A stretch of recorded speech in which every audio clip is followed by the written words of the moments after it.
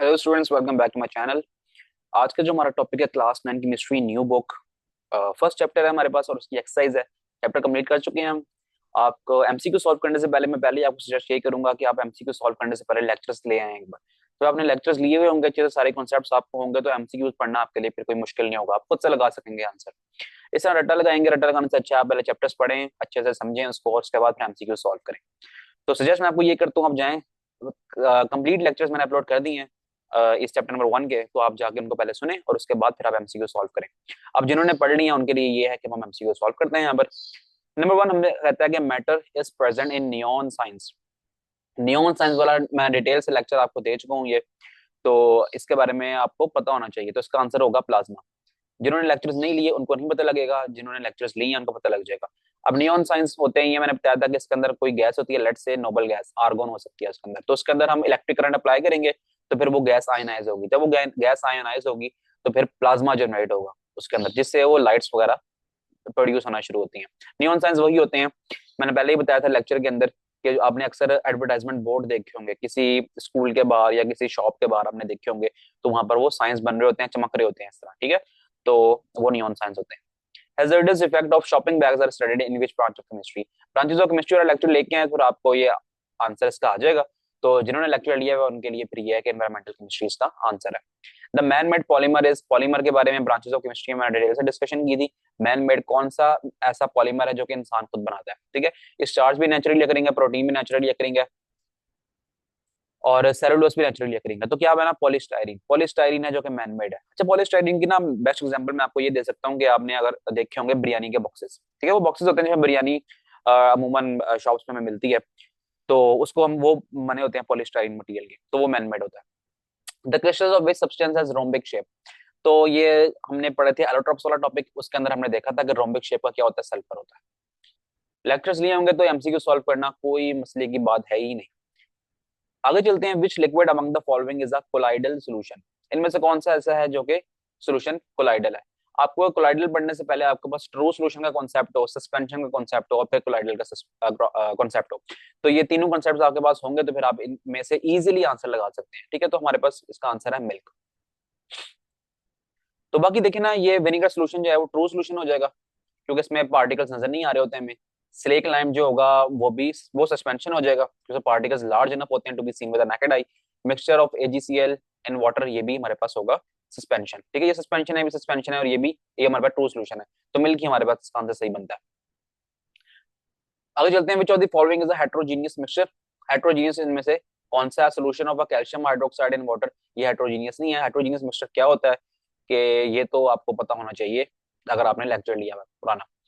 तो मिक्सचर ही होता है, लेकिन इसमें ना हमारे पास एक प्रॉपर स्पेसिफिक अमाउंट में ना हमारे पास में पार्टिकल्स नहीं होते कि हमने इसकी जो रेशोज है डिफरेंट पार्टिकल्स की इन अ मिक्सचर, तो हम उसके वो आगे पीछे कर सकते हैं। और वो इतना कर सकते हैं कि अगर हम अपने फिजिकली अपने हाथों से सेपरेट करना चाहें ना तो हम सेपरेट भी कर सकते हैं। जिस तरह मैंने एग्जांपल दी थी पढ़ाते हैं फ्रूट चाट की, फ्रूट चाट में अगर आपको कोई फ्रूट पसंद नहीं है स्पेसिफिक, तो अपने हाथों से आप निकाल के उसको साइड पे कर सकते हैं।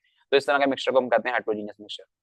और होमोजीनियस का भी आपको पता होगा फिर अगर आपने वो लेक्चर लिया हुआ है तो। अच्छा जी, चलते हैं हम।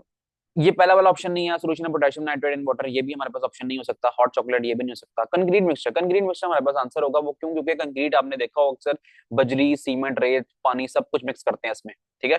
तो वो हमें सब कुछ हर पार्टिकल हमें प्रॉपर हमें नजर आ रहा होता है, अगर हम चाहें तो बजरी इसमें से अलग कर सकते हैं। तो इस ये हो गया एक टाइप ऑफ हेटेरोजीनियस मिक्सचर, तो इसका आंसर ये बनता है। A state of matter whose properties are in between those of liquid and crystalline solids. ये भी हमने स्टेट ऑफ मैटर वाला टॉपिक पढ़ा था, वहां डिटेल से डिस्कशन की थी। तो इसके बारे में भी आप देख लें कि ऐसा कौन सा हमारे पास स्टेट ऑफ मैटर है जिनकी प्रॉपर्टीज लिक्विड और क्रिस्टलाइन सॉलिड जैसी होती है। तो liquid crystal, super critical fluid, plasma, dark matter, ये हमारे पास आंसर होगा इसका लिक्विड क्रिस्टल्स।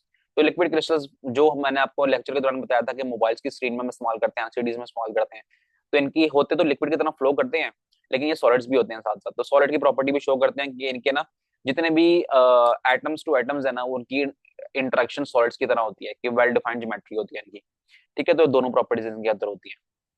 तो मोबाइल्स में हमें डिफरेंट कलर शो हो रहे होते हैं ना स्क्रीन के ऊपर, तो वो लिक्विड क्रिस्टल्स की बदौलत ही हो रहे होते हैं। आगे चलते हैं। When the tiny visible particle of a substance are dispersed through a medium the mixture is named as.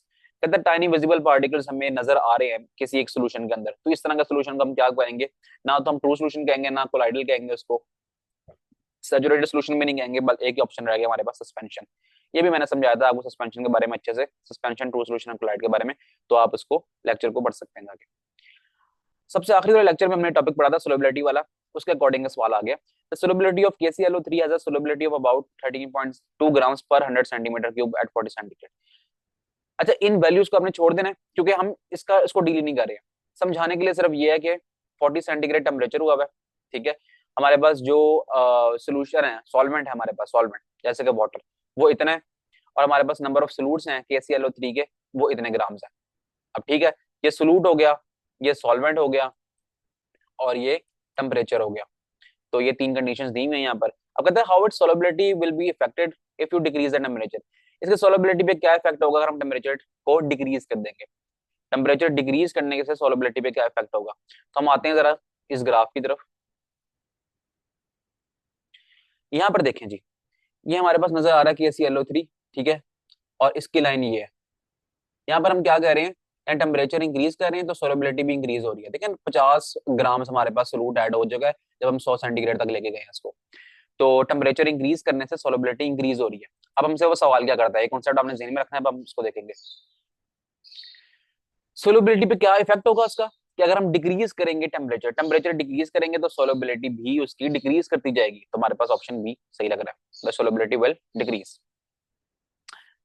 अच्छा जी, नेक्स्ट चलते हैं, if you are studying the rate of hydrolysis of starch, ठीक है, स्टार्च हमने कहाँ पढ़ा था, अभी अपने ऊपर नाम सुना है ना इसका, ये बायोकेमिकल कंपाउंड होता है, तो इसको अगर हम पढ़ेंगे तो किस ब्रांच में पढ़ेंगे, अगर हम बायोकेमिकल कंपाउंड को पढ़ेंगे तो वो पढ़ेंगे बायोकेमिस्ट्री के अंदर।